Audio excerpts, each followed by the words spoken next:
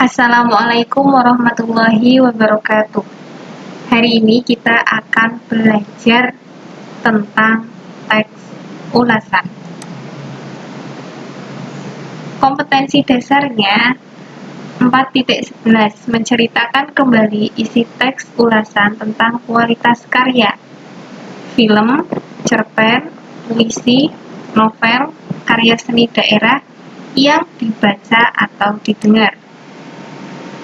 Tujuan pembelajarannya, setelah mempelajari materi ini, siswa diharapkan mampu menceritakan kembali isi teks ulasan secara lisan maupun tertulis.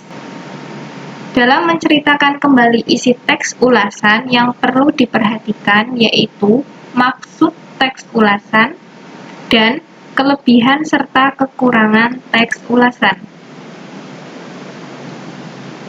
Pengertian dari menceritakan kembali teks ulasan yaitu memaparkan kembali ulasan-ulasan tentang suatu karya sastra seperti film, cerpen, novel, puisi, dan sebagainya, baik dilakukan secara lisan maupun tertulis. Tujuannya untuk menyampaikan kembali isi teks dengan menggunakan bahasa atau kata-kata sendiri.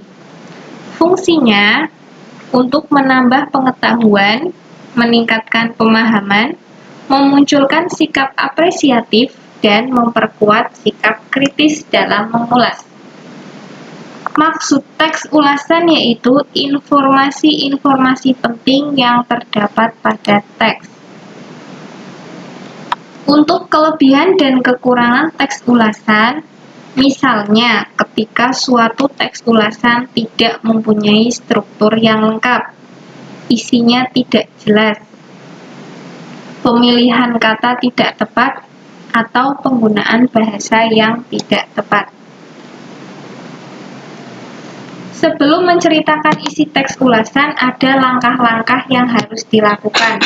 Yang pertama yaitu membaca teks ulasan dengan cermat.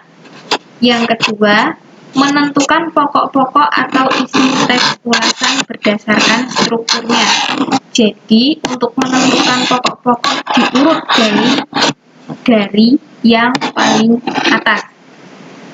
Ketiga, merangkai pokok cerita menjadi urutan cerita. Yang keempat, menceritakan kembali isi teks ulasan dengan bahasa sendiri, baik secara lisan maupun tulis. Apa saja yang perlu diceritakan? Ketika kita menceritakan kembali isi teks ulasan, yang pertama, paling penting yaitu identitas karya. Yang kedua, sinopsisnya. Yang ketiga, kelebihan. Yang keempat, kekurangan. Ini ada contoh teks ulasan film Laskar Pelangi yang ada di buku paket kalian. Film Laskar Pelangi adalah sebuah adaptasi dari novel Andrea Hirata dengan judul yang sama. Film ini berlokasi di Belitung, Sumatera. Film ini diawali dengan tokoh Ikal dewasa, Lukman Sardi, yang kembali ke tanah kelahirannya setelah merantau. Dia lalu flashback ke masa kecilnya dulu sewaktu masih di SD Muhammadiyah yang sederhana dengan dua guru yang bersahaja, Bu Muslimah dan Pak Harfan. Dari paragraf pertama ini kalian catat apa hal yang penting. Kalau sudah, kita lanjut ke paragraf kedua. 5 tahun berlalu dan film bercerita tentang anggota Laskar Pelangi. Kelimanya duduk di kelas 5. Melalui sudut pandang Ikal kecil atau Zulfani. Selain Ikal, ada juga tokoh Lintang yang amat jenius dan mahir yang menunjukkan bakat seni luar biasa. Tokoh-tokoh yang lain adalah Akyong, Harun, Sahara, dan Kucai. Paragraf 2 selesai, dicatat hal yang penting. Paragraf 3, keputusan penting sutradara Riri Riza dan produser Mira Lesmana yang memilih anak-anak asli Belitung sebagai pemain ternyata tepat. Mereka bisa menyelami karakter masing-masing walaupun tidak punya pengalaman akting sebelumnya. Memang, Riri dan Mira terkenal akan kemampuannya mengorbitkan bakat-bakat baru seperti yang terjadi pada Rachel Maryam. Zulfani dan Ferdian menunjukkan penampilan yang luar biasa sebagai orang baru dalam dunia akting tanpa pengalaman. Kepolosan mereka terasa sangat natural, berbeda dengan bintang-bintang cilik lain yang sering mondar-mandir di layar televisi kita. Anda pasti tanpa sadar tersenyum saat menyaksikan kisah cinta Ikal dengan seorang gadis Tionghoa yang ditemuinya di pasar, menunjukkan betapa naturalnya penampilan dia. Inti dari film ini secara emosional sebenarnya lintang. Penonton langsung jatuh cinta sejak kemunculan pertama Ikal di layar. Sebagai anak termiskin dari sebuah komunitas miskin, gayanya yang terengah-engah menggenjot sepeda yang terlalu besar untuknya adalah sebuah scene tak terlupakan.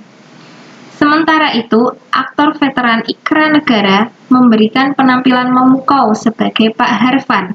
Dia sukses membawakan karakter guru senior yang bersemangat, baik hati, dan sanggup mengambil hati anak-anak asuhannya.